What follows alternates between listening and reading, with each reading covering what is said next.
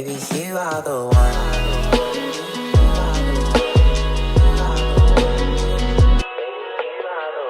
Hey guys, it's Gizele and welcome back to my channel. Today is going to be a different video and I'm hoping you guys will like this upcoming series because I want to get more into these videos because I created like this new hobby of mine to read books. If you're new to my channel, make sure you guys subscribe and also give it a thumbs up. Hit the bell for post notifications to get notified every time I post, and make sure to follow my socials on the description down below. Let's just get started.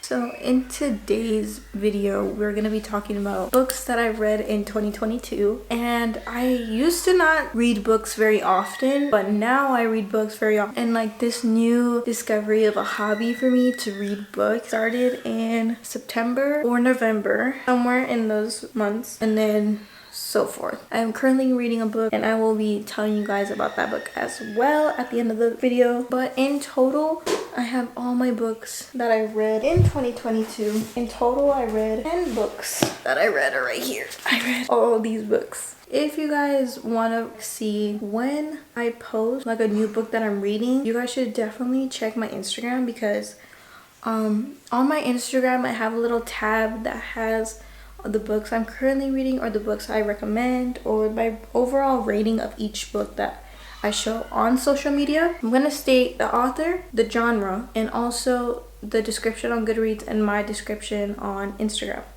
So that's what I'm going to do.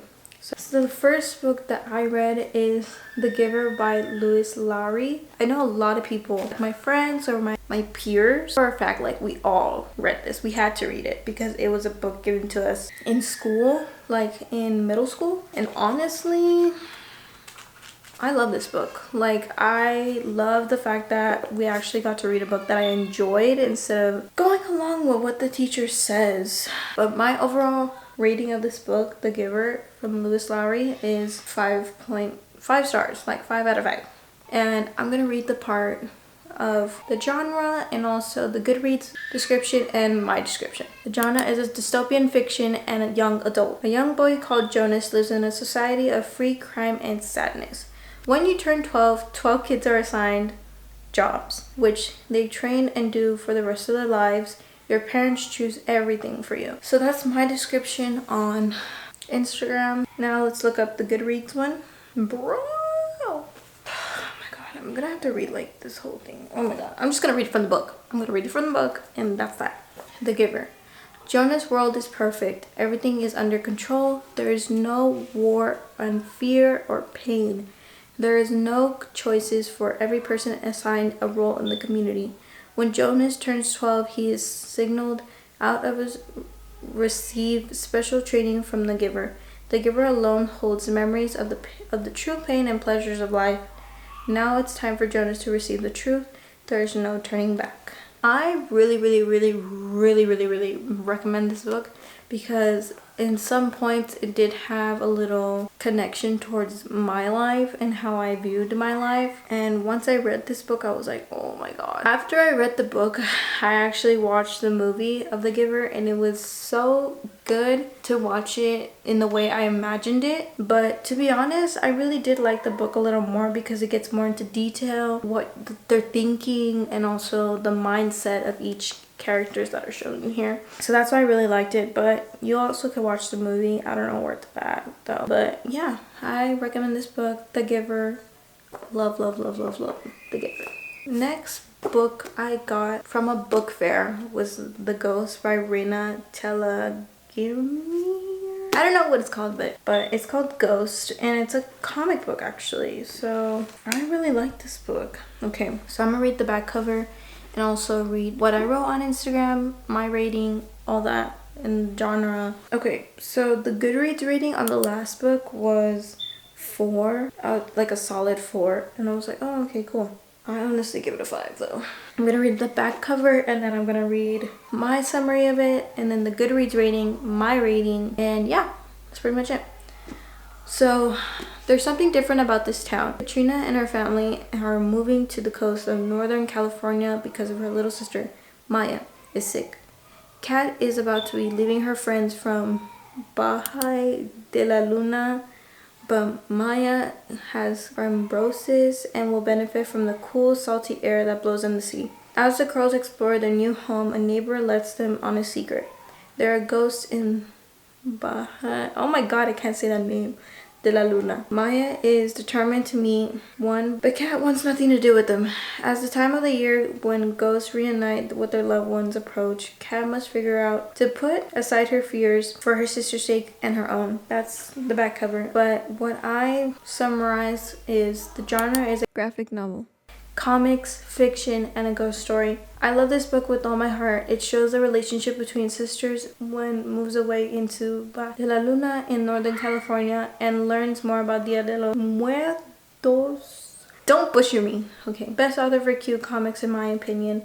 And I gave it a 4.5 stars or 4 stars because I really like this book and I really love this book. It's just it wasn't like I'll give a book 5 stars when it's a life-changing book. So 4 stars to be honest, and the rating on Goodreads is 4.23 stars. Love the book, recommend to little kids because it's just so cute. The next book that I will be talking about is The Fault in Our Stars by John Green. This book was actually given to me by my cousin, and she at the time was a really big bookworm. Actually, she gave me this book before she left to San Antonio from where we live in our city, and then she gave it to me and I just held on to it forever, and I'm still gonna hold on to it forever because it's such a good book, and also I just like the thought that she gave it to me. It's a #1 New York Times bestseller, and I feel like a lot of people have read this if you're really into books because it's just a book that you cannot start your reading journey without reading, in my opinion. So the back cover says, despite the tumor shrinking medical miracle that has brought her a few years, Hazel has never been anything but terminal. Her final chapter encrypts upon diagnosis. But when a gorgeous plot twist named August Waters suddenly appears in the Cancer Kids support group, Hazel's story is about to completely be rewritten. So, oh my god, I love this book so much. The genre is a novel, young adult fiction, and romance novel. A young 16-year-old girl struggles with cancer, thyroid cancer. I don't think it was thyroid cancer. It was thyroid cancer. I don't know. I'll look this up and I'll fix it. But if it is thyroid cancer, I'm gonna just leave it. She likes August when she falls for him, but then she realizes when she meets him, it isn't what it seems. Hazel and August heart emoji. I love this book. I give it a 5-star read, and also the people on Goodreads put it 5.15 stars. But I recommend this book. It's so interesting because she judges August on what she sees in this book. This book literally shows you like the difference, like you shouldn't judge people by their appearance, and once you get to know a person, like this book generally shows you like you need to go talk to a person in order like to get a good idea of that person, and instead of judging them like by their cover, like what they put out in the world. Like everything that someone puts out in the world is because they want people to see that part, but why don't you just go a little deeper and figure out why, or why do they feel the need to be this way? So she did that, and then when she found out, I was like, so you really need to read this book because it is so cute, and they're like they're in the top 10 of my favorite couples that I've read like in books. So recommend The Fault in Our Stars by John Green.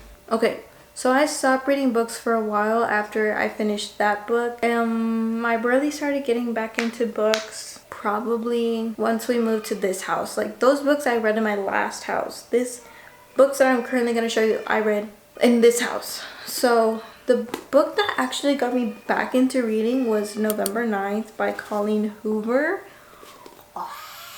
I love this book. Like it's so good. A lot of people have very controversial like ideas or like summaries about this, but Colleen Hoover, in my opinion, is like the best author to start with if you're not really into books, because her plot twists are like so crazy. I'm gonna read the back cover. Fallon meets Ben, an inspiring novelist, the day of her scheduled cross-country move. Their ultimately attraction leads them to spend Fallon's last day in LA together, and her eventful life becomes more creative inspiration. Ben has always sought for in his novel. Over the time, amidst the variation, relationships, and tribulations of their own separate lives, they continue to meet each other on the same day every year, until Fallon becomes unsure if Ben has been telling her the truth or fabricating a perfect reality for the sake of the ultimate plot twist. Can Ben's relationship with Fallon and simultaneously his novel be considered a love story or end in a heartbreak? This book got me so upset. It's a world like of emotions. Like, you're gonna feel sad, mad, happy, excited, nervous, butterflies. Like, that's the book itself. So I gave it, my rating was a 5-star, and I'm gonna read my description. So the genre of it is fiction romance novel. I loved all the characters' relationships. The plot twist near the end was mind-blowing and I didn't see it coming. I'm in love with Benton Kessler, which I am. I wish he was like a real person. Like, I would date Benton Kessler. Like, I would date Ben, period. My overall rating was a 5-star read, and the majority, like the people on Goodreads read it 4.5 stars or 4.25 stars. But I love this book. It just gets you so curious. Like, I can't even say like more about it, because if I do, like, I feel like I'm going to spoil it, and you really have to read it. I got truly shocked at the end. I even recorded my reaction, and I'll put it in right now. But if you don't want a spoiler, please skip like the next 30 seconds of this video. Like, don't do that. Like, just do it if you don't want a spoiler. I wanted to record my reaction to one of the pages in November 9th, because they say this one's really triggering, and I'm on the part that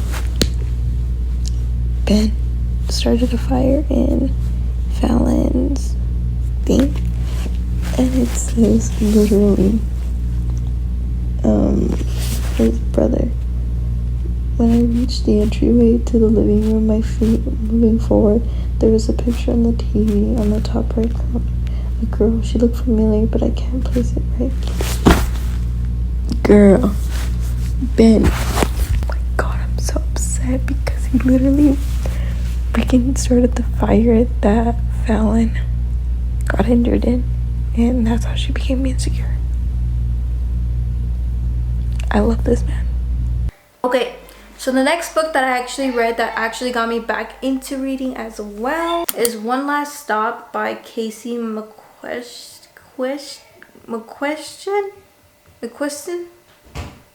I don't know, but this book is a New York Times best-selling author of The Red, White, and Royal Blue. So if you haven't read that book, I recommend reading this book. So I'm gonna read the back cover. So the back cover says, "Critical 23-year-old August moving to New York City is supposed to prove her right, that things like magic and cinematic love stories do not exist, and the only smart way to go through life is alone. She can imagine waiting tables, a 24-hour pancake diner, and is moving in too many weird roommates could possibly change that. And there's certainly no change of her subway commute being anything more than a daily trial through the boredom of electrical failures. But then there's a gorgeous girl on the train, Jane. Dazzling, charming, mysterious, impossible Jane.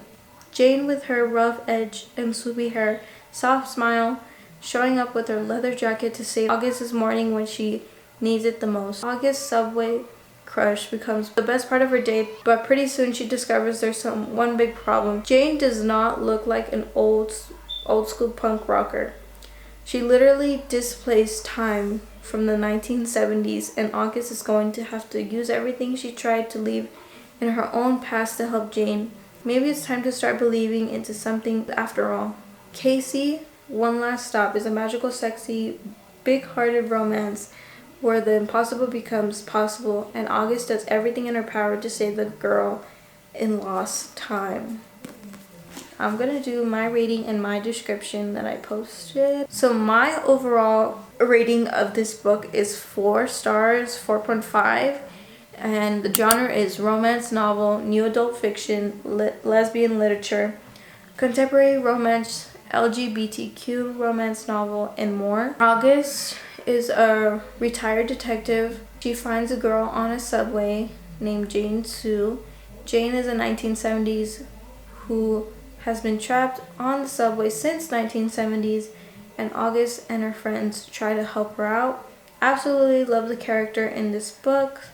The relationships are amazing, and the friendships are amazing, and the relationships are amazing. So I actually did like, in some books you have a few characters that you're just like you're there, and like you're not really that special. That's how I do it. But I loved every single part of this book. Like, I loved each character that they brought in, like the roommates. Like her roommates, honestly, I would like them as my roommates, except I would change little things, but can't say it until you read it. I love her roommates. I love the friendship that they build. I love that they're showing her, even though she's trying to be alone or like she's in her own bubble, like they're showing her to experience different things because you only live once. They try to show her as much as they can, and while they're trying to show her, Jane appears, and then Jane and August and like their roommates are like the best people I've ever read in a book. So I think I would give this 4.5 stars. The next book that I will be talking about is a book that I actually was supposed to read in the first grade, but I didn't because I wasn't really a bookworm at the time. So once I found it on my shelves, I was like, dang, why not read it? So the book that I actually got or like read is actually a series. I don't know if I'm gonna continue it. I think this is the second book in the series. I'm not sure. I don't know if I'm gonna continue the series because it's a first grade book, but honestly I don't care. I might just do it. It's Jackie Haha My Life is a Joke by James Patterson. This book cover is so pretty. I'm like, oh my god. My rating was kind of off. Like, I don't know, honestly. It's a good book. It's a good fast book. Like, it's literally 342 pages, which you might go like, Gizele, really? Like 200 pages is good enough? Like, no. Look at the writing on it. It's so spaced out and it's so big. Like, you're gonna get through this book in easy peasy. But other books have tiny lettering, so I just think this is an easier, fast-paced book. The overall rating is 4.5 stars on Goodreads, and my rating was 4 stars because it was such a good book, but it wasn't giving me like the excitement to read it again and again and again. The genre is graphic novel fiction, secondary book in the Jackie Haha series. Jackie Hart has found a hidden talent for the theater performing. She wants nothing to do more than act and sing all summer, but her parents have other plans for her. Jackie reluctantly signs up for a summer job in a resort town of Seaside Heights, New Jersey, where tourists come to enjoy the beach and fun carnival atmosphere. So it's a little cute summer book that I recommend to read in the summer. But besides that, I also recommend this book to like little kids. This book is not only pretty, but this has to be like, this boy in this book is my boyfriend. Like, I really want this guy in this book to be my boyfriend because he is so beautiful and so caring, and just this is why fiction books and KJ dramas really get to me, because these people do not exist, or they're just hidden somewhere in the world that I haven't found my person yet. The Start of Me and You by Emery Lord. The cover of it is so beautiful, and I'm gonna read the back. Can you plan happiness? It's been a year since Paige's boyfriend died in a swimming pool accident, and it is time to rejoin the real world. So she makes a plan. Number 1, date a boy. Long-standing crush Ryan Chase seems like the perfect choice. Number 2, attend parties with best friends by your side. Doable. Number 3, join a club. Simple enough, right? 4, travel. Might as well dream big. 5, swim. Terrifying, impossible.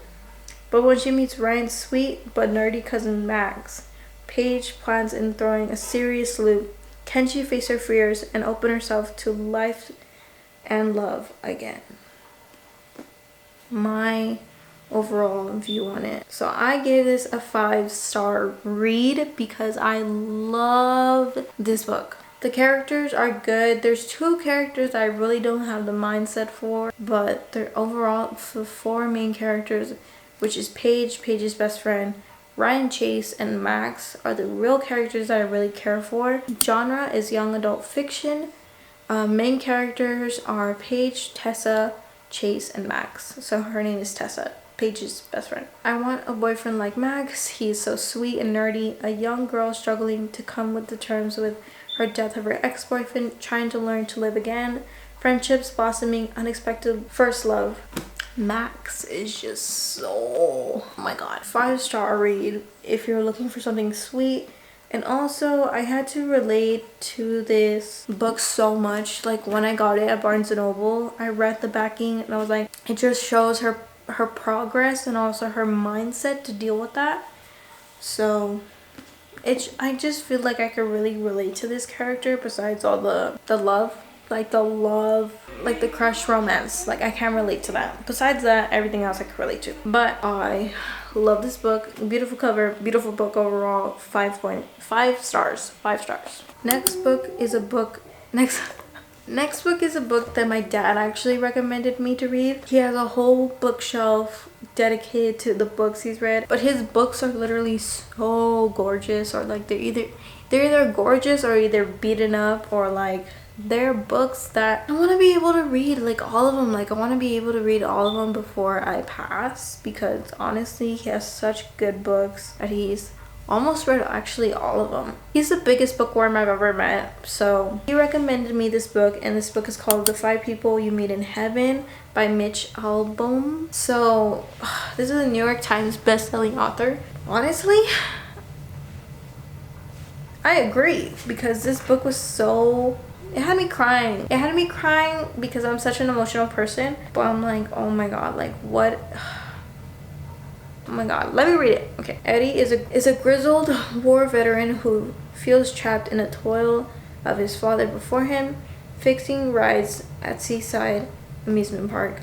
As the park has changed over the years from loop-de-loop to the pip-line plunge, so too has Eddie has changed. From optimistic youth of an embittered old age, his days of a dull routine of work, loneliness, and regret. Then his 83rd birthday, Eddie dies in a tragic accident trying to save a little girl from a falling car.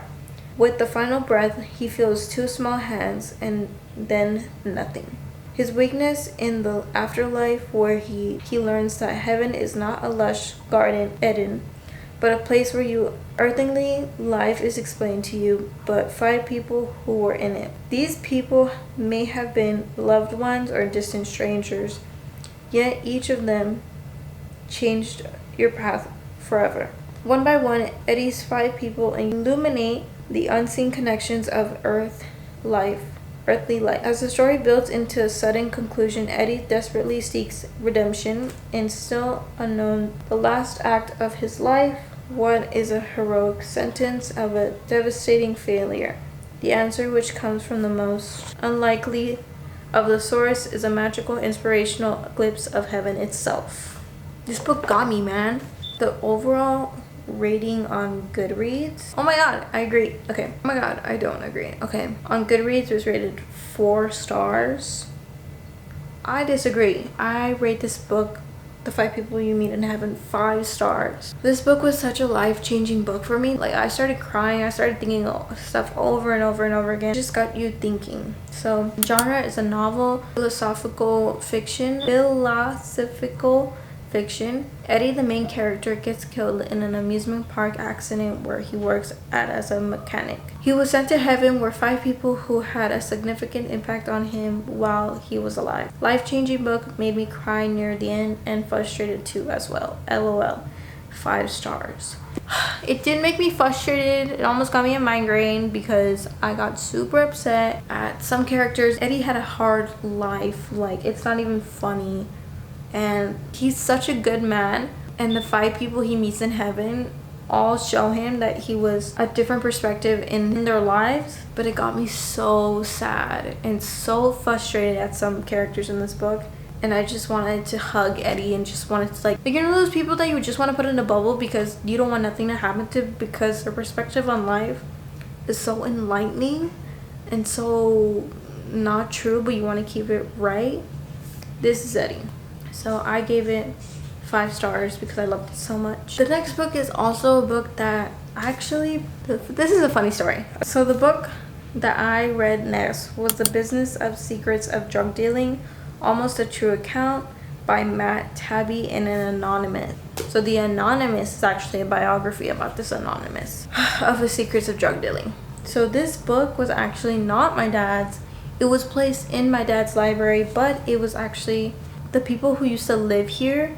They were an older couple and we actually got to meet them before we moved into this house. But he actually ordered this book before he moved out, and it came literally a few months after, and I was like, what kind of book, what kind of like book service does that? Like, I would get so upset. That's how much I love books. But yeah, found this book on our doorstep, ended up keeping it. We asked the guy if he wanted it, he was just said keep it, so we kept it. So this looked like a small book. It was only like what, 214 pages, which is not bad because it's actually smaller than the books that I usually read, which is like 375 pages or like 300 and above. So in real life, there's no reason for Anonymous, who for the sake of this story, I'll call a huge Carmichael.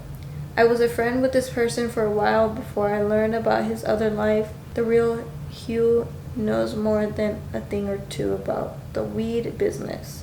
He keeps rules. Okay, chill out. The Business of Drug Dealing tells the story of a hyper observant, politically minded, but humorlessly problematic weed dealer who spent a working life complying rules for how to make A, money, and B, avoid prison. Each rule shapes a chapter that's fast-paced, outlaw tale, all deserved in Hugh's deliciously trenchant argot. Oh my god. Here are a few of them. No guns, but keep shooters. Stay behind the guy. Don't switch. Always have a job. Be multi-sourced. Get your money and get out. Part edge of the seat suspense story. Part how to manually in the tradition of... I don't read biographies because I'm not the person to be like, not learned a lesson, but I just don't care for biographies. But I wanted to try something different, so I wanted to try reading this book. So this book, the rating that it got on Goodreads, oh what the heck, was 4.23 stars, which is 4.5 stars in my definition. Heck no, I did not like this book. There was like 13 chapters. There's like, oh my god, let me look this up. There's 17 chapters. I read it until chapter 13 because I was like, like I'm not really feeling this book, but maybe I should give it a chance. So I read this book up to chapter 13 and I was like, I don't like this book, and I literally have 4 more chapters so I could completely finish the book. But I don't like this book. I don't, it's just not my taste. So I gave it 2 stars out of 5 because I really didn't like this book. Like, once you read, like, you really have to enjoy it. Like, you get excited, you get pulled in to like read a book, and this book just didn't do it for me. But my cousin actually, I think she got this book. I think she's currently reading it. I would have to ask her, but she asked me if I would recommend it. I don't recommend it. I don't recommend it if you're not really into stuff like this. Genre is biographical fiction, which I'm not really sure about that. So tells the story of an anonymous, observant, politically minded weed dealer, explains his structure of how he makes money and avoids prison. Overall, I did not like this book, but it was good to explore genre, and that's what I was doing. Like, that's all I really can say about this book. But if you're interested into the business of drug dealing biography, this tells a story about his past and how he created these rules, and what was the reason why he created these rules. So if you're interested in reading about that, recommend this book. If you're not really interested in what I just said, don't read this book. The book that we've all been waiting for, so that way we could close up this video. That I think it's a little longer than I expected. The Silent Patient by Alex Michaelides. I don't know how to... I'm butchering these people's last names. I'm so sorry. New York Times bestseller. Don't recommend it to people who are under 16. because if you're like 13 reading this, I'm very questionable, but okay. So this book on Goodreads, 4.5 stars. I give it 5 stars. So this is like this is actually the first mystery murder book, thriller book I've ever read. Alicia's life seemingly perfect. A famous painter married into a demanded fashion photographer. She lives in a grand house overlooking a park into London's most desirable areas. One evening, her husband, Gabriel, returns home late from work. Alicia shoots him 5 times in the face, then never speaks another word. Alicia's refusal to talk or give any kind of explanation turned into a domestic tragedy, something far grander, a mystery that captures the politic imagination and casts Alicia into notary. The price of her art skyrockets, and she, the silent patient, is hidden away from tabloids and spotlight at the Grove, a secure psychiatric unit in the North London. Criminal psychotherapist Theo Faber is captivated by Alicia's story and jumps at the opportunity to work with her. His determination to get her to talk, unravel the mystery of why she shot her husband, takes him down a path more unexpected, more terrifying than he ever imagined. A search for the truth that threatens to consume him. Shocking, throughout, provoking, and deep twisted, The Silent Patient is a spellbinding psychological thriller about violence, obsession, and the dark side of passion. Which, yes, I definitely agree with this person who wrote that. I think this is a deeper, like, this shows the psychological dark side of passion when it comes to love. I definitely think that. I'm not saying like everybody's gonna shoot their husband with freaking 5 bullets in the face. No. I just think that this book definitely showed a darker side into relationships, which I already knew about, but now that it's confirmed in a book, now I'm like, yeah, relationships are not meant for me. Like, I'm good with books. This book is really dark. Some of it is very graphic. Some of it, like, I don't recommend it to kids under like the age of 13. Like, I recommend it to probably 17 or 18 and above. Like, that's how graphic. And Goodreads rated it 4.5. I rated it 4.5 stars. I poked my eye with this eye, but I don't know why I closed this eye. Psychological thriller fiction. Woman named Alicia murders her husband, then becomes completely silent through psychological treatment in which Dr. Theo is obsessed with uncovering her motive. Right when you think you know who it is, the book proves you wrong. Unexpected plot twist at the end. Like, I finished this book in the car when my mom picked me up from school, and I was like I literally told her it was and I was like, and she was like, what are you talking about? And I was like, the book. 4.5 stars on Goodreads, 4.5 stars on my part. But The Silent Patient, do recommend it to people who are over 18. These were the 10 books I read in 2022. If I recommended all these books to you, do recommend it, do read it if you're not into books. Also, you guys have been texting me and DMing me on my Instagram to ask me what book I'm currently reading. So I'm not really sure about that. I actually haven't started reading in a little bit because I have been focusing on trying to edit so much. But I think I'm going to start reading a little bit. And one of the new books that I got, the book that I think I'm going to start reading is Anna and the French Kiss, because it sounds super interesting. And Anna and the French Kiss is by Stephanie Perkins. But I think I'm going to start reading this book tonight. Hey guys, it's featuring Gizele, Anna and the French Kiss. I actually finished it in a week.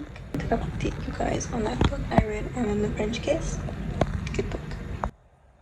I'm so excited to read it, like you have no idea. I hope you guys enjoyed this long video. Hopefully I'll edit it to be a little bit shorter, but I hope you guys enjoyed this video. I know I did. My first book video. I'm gonna try to continue a series because I honestly love books. I love reading, and hopefully you guys like this book video. But yeah, thank you guys so much for watching. I hope you guys had an amazing time. I know I did. Please subscribe, hit the thumbs up button, and please hit the bell for post notifications because I post randomly. But I hope you guys have a nice day, and thank you so much, and bye. Baby, you are the one.